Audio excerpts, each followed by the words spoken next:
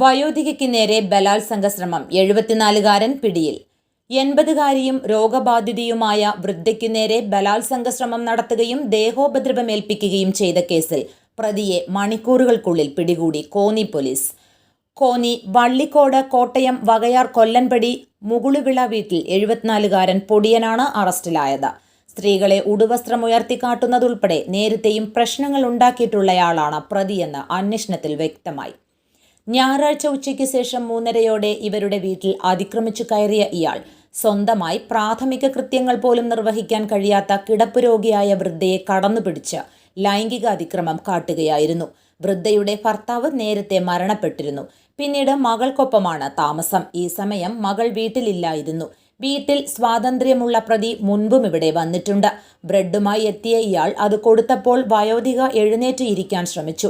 തുടർന്ന് പ്രതി ലൈംഗികമായി ആക്രമിക്കുകയായിരുന്നു. ഇയാളെ അവർ തള്ളിമാറ്റാൻ ശ്രമിക്കവേ സ്വകാര്യ ഭാഗങ്ങളിൽ പിടിച്ച് വേദനിപ്പിക്കുകയും പിടിവലിക്കിടെ വസ്ത്രം വലിച്ചു കീറുകയും ചെയ്തു. ഇടത് കൈക്ക് ഉൾപ്പെടെ പരിക്കേറ്റു. അലർച്ചയും ബഹളവും കേട്ട് മകൾ ഓടിയെത്തിയപ്പോഴേക്കും ഇയാൾ രക്ഷപ്പെട്ടു. സംഭവശേഷം മുങ്ങിയ പ്രതിയെ പോലീസ് ഇൻസ്പെക്ടർ പി ശ്രീജിത്തിന്റെ നേതൃത്വത്തിൽ ഊർജിതമാക്കിയ അന്വേഷണത്തിനൊടുവിൽ വകയാറിൽ നിന്നും കസ്റ്റഡിയിലെടുത്തു. SI പ്രഭ, പ്രൊബേഷൻ SI ദീപക്, CPOമാരായ അരുൺ, റോയ്, അഖിൽ എന്നിവരാണ് അന്വേഷണ സംഘത്തിൽ ഉണ്ടായിരുന്നത്. കോടതി പൊടിയനെ റിമാൻഡ് ചെയ്തു. News bureau, Konni.